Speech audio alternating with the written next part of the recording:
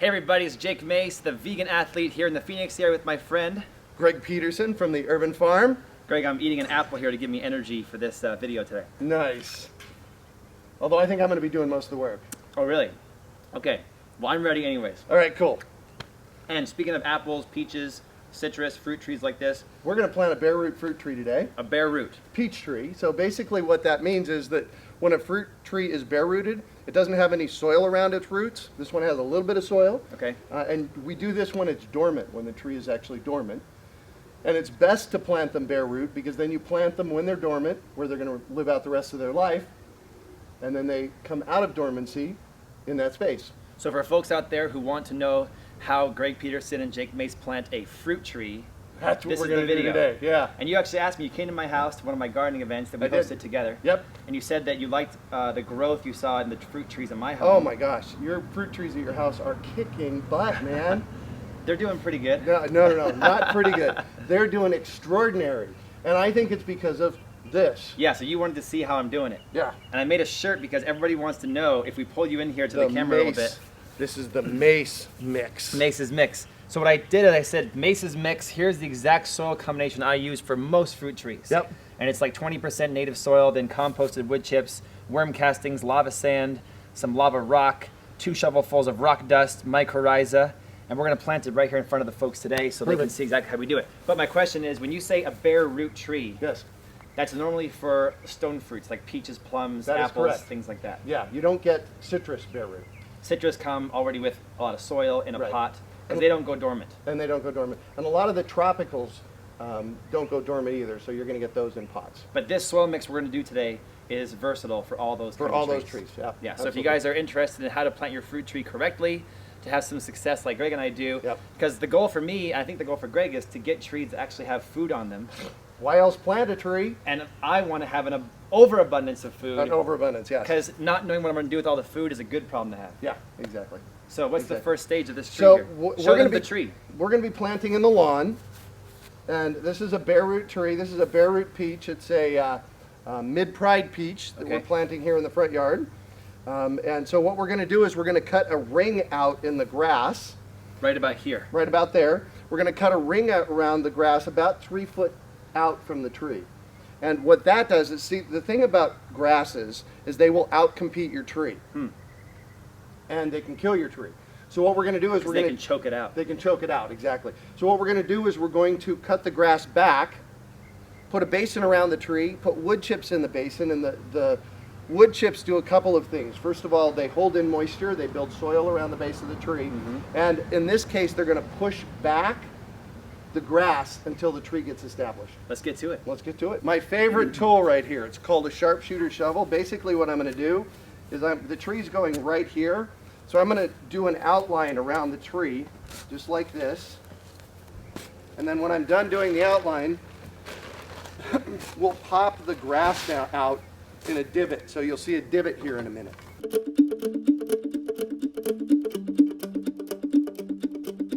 So Greg, for a tree about this size, that's the ring you want to make, huh? That's about the size of a ring. If you're going to plant in gravel, you want to go bigger.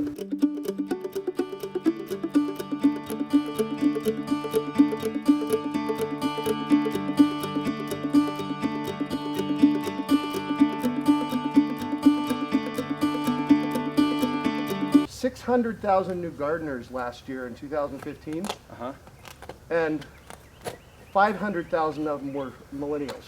Wow. See? Isn't that amazing? That's what the Great Depression did in 2007 to 2008. No, I'm not even joking. Oh, I know, I hear you. My grandparents lived through the Great Depression of the 30s. Yep. And they are forever frugal. Right. And the millennials are that generation now. Yeah. And so they're going to be into doing frugal things like gardening. Yeah.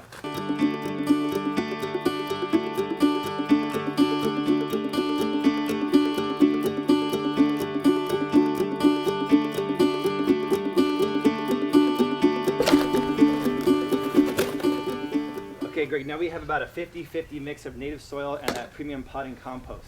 Yep, and there's your grub friend. My grub. He'll be okay. He'll be okay. He can stay and live in there. I'm going to add about this much sand, and people always ask me how much. My answer is yes. Yeah, exactly. And that much right there. That much. I would say that's pretty good. And why do you add sand? Well, the sand has no nutrition, but it's going to allow drainage to happen. Yeah. So that the tree's not sitting in a swampy mess. Then I've got something really cool in the bag. You're supposed to say, what's in the bag? What's in the bag, Jake? Azomite rock dust minerals. And so this bag is a $10 bag, came from jakemace.com. Woohoo! And I just put about this much, and it's white chalk that's full of 70 different minerals and So trace elements. this is your trace elements and micronutrients that shows up in our food. Exactly. Yeah. So not only will this make the soil life healthier, but it will give you healthier peaches in the long run. Yeah. We've also got a container here of composted mulch. Now this is mulch that's already been cooking for over a year. So I'm gonna add just about this much inside there. And then that's pretty much the mixture right there. Native soil, premium potting mix, AKA compost, Yep. rock dust, a little sand, and some composted mulch. Worm castings, which we've already added. Yes, that's important, really important. If you have more worm castings than you need, put them in there because too many Can't worm ever have too many. You can never have too many. Never have too many. All right. So now if we grab this soil here and show everybody, this is what it looks like. And it's pretty good stuff.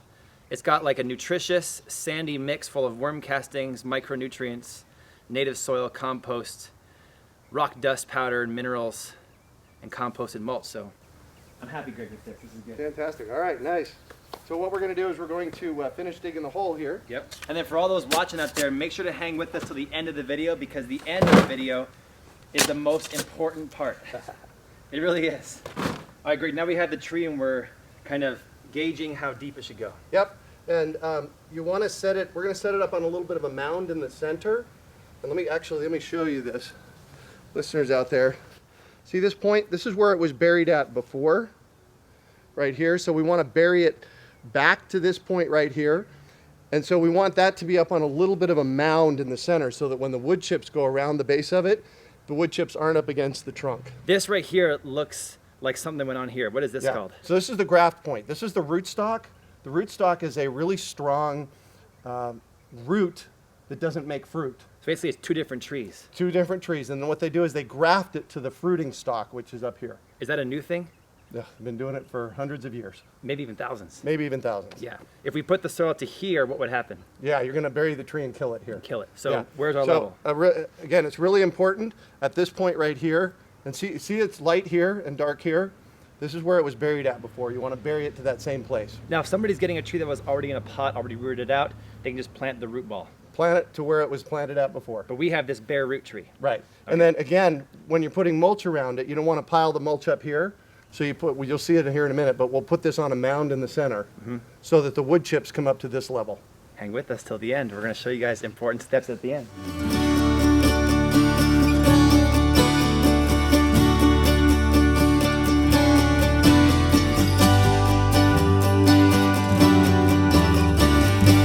Now what I want to point out is we still have this basin around here where we can put our wood chips. Okay.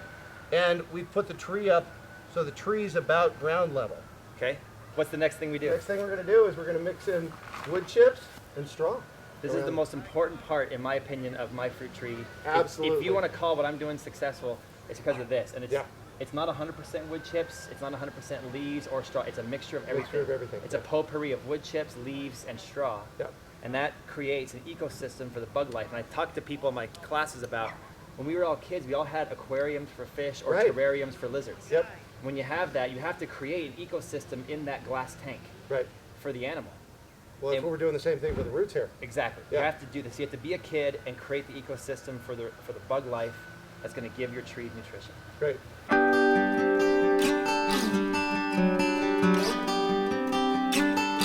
Before we bury all the mulch on top of the root ball, we're going to add one thing here that's in this bag. And this is what I sell too at jakemace.com. It's very important. It's beneficial fungus. And this is 7 different varieties of mycorrhiza or mycorrhizae. And this stuff looks kind of like sand. If you hold that bag really quick. That's like $7. And we're only going to use about $1 worth for this tree. So it looks kind of like sand. And you guys can see how it's kind of like a granular thing. And once water hits this, the catalyst, it'll create an underground ecosystem of beneficial fungus we call the mycelium or the mycorrhizae.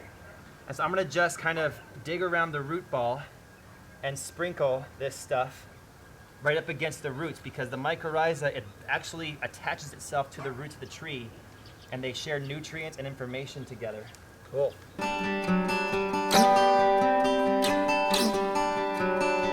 This is Greg's department, is pruning the tree for long-term health and success. Long-term health and success. So we speak to that for a second. So we just bare rooted, the tree was bare rooted, so the roots got pruned. Okay. So now we need to prune the top to match it. The other thing is in urban orcharding, we want to keep the trees small. In order to keep them small, so this tree here, this would be 30 feet tall in 3 years if we let it. Yeah. So what we're going to do is we're going to prune it, severely prune it back. And I've actually pruned them back this far before. And why are you doing this? So what that does is that pushes the grow energy to these nodes down here so that it bushes out. Okay? And now, then the fruit is reachable. And then the fruit is reachable, right? So without it's a 20-foot extension line. right. It becomes a 6 or an 8 foot tall tree rather than a 25-foot tall tree. Right. For this one today, given that this is in my neighborhood and I drive by it all the time, I'll just watch this tree so that it doesn't get too tall. But in the meantime, I'm going to at least take 50% off of the tree, like right there. Oh God, Greg. I know, it breaks people's heart, but you have to do this. With bare root trees, you have to do this. If I planted a full tree, did not prune it back, and you planted this way, in 2 years, yours This will one's going to be overtake. much more successful. We're going to come back if people subscribe, hit the like button, Yep. and follow us. Yeah. We're going to come back to you guys in the future Farm Out Friday, and we'll do an update once this guy starts growing. On this tree, absolutely. Maybe we can do an update where we eat the peaches, Bring it, man. or show the flowers. Yeah, that works. It's a mid-pride peach. We'll have flowers this year. We won't have peaches this year. All right, guys, let's go to the question and answer. If you guys have a question you want to submit to us in a future episode, you can do it down in the comments below, or you can email Greg at urbanfarm.org or me at jakemace.com.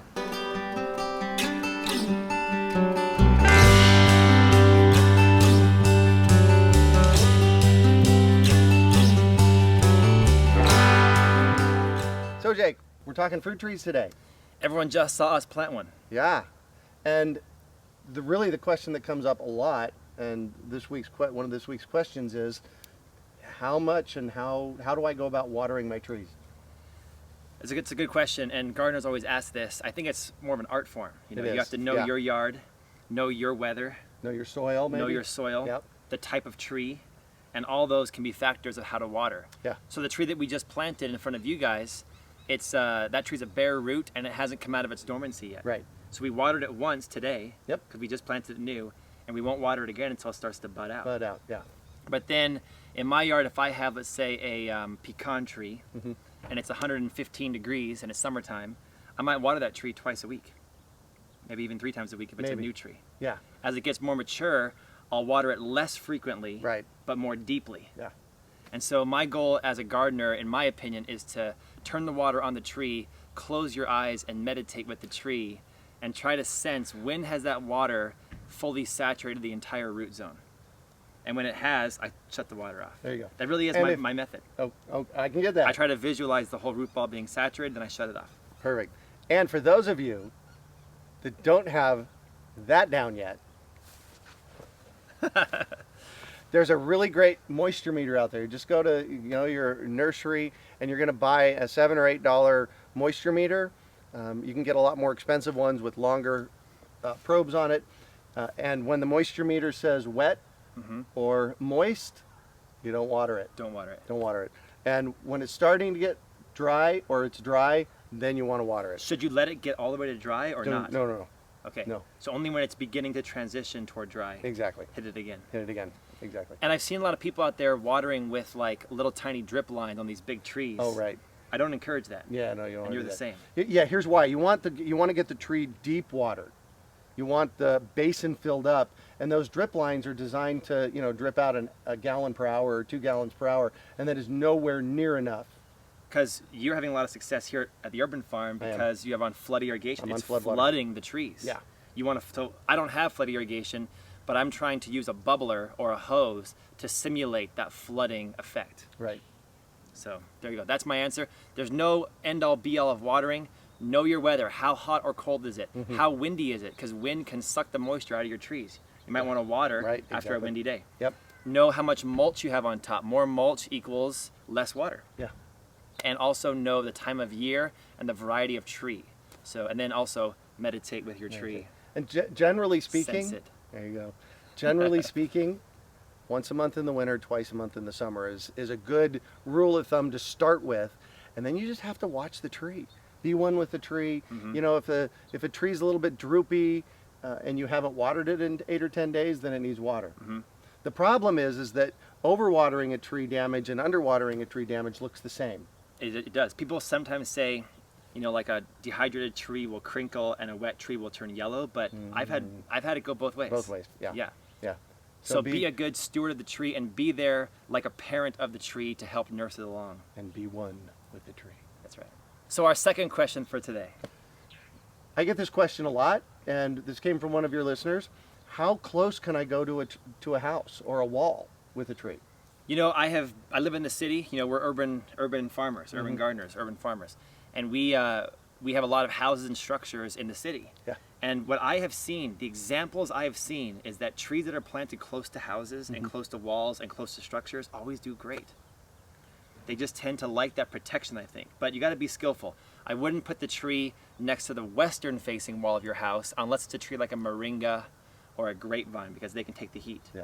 But That's what we call a warmer microclimate. correct. So eastern wall of your house, maybe like southern exposure of your house, you can put the trees right next to your house. The ones I wouldn't put next to the house is like pecan or mulberry. Yeah. Because their roots are very tough, very invasive, and they can uproot your house. And they can. But peach trees, moringa trees, these kind of typical Apples. apple trees, Yeah. I think that putting them next to the house allows them to have some wind protection, some shade protection, and actually the tree can grow into the light. So when you go to a house, next time you see a successful, healthy fruit tree that's growing over top of the house, usually what you have to imagine is that tree started small, Yep. and it grew with the house being a protector. And then once it got to the roof of the house, then it had enough maturity to go for on its own and branch out.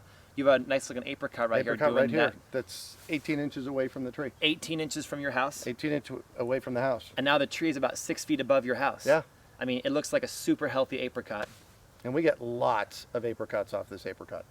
And Tree. this is a perfect example Yeah. of planting next to a house is a very, very good thing in urban farming. Yeah.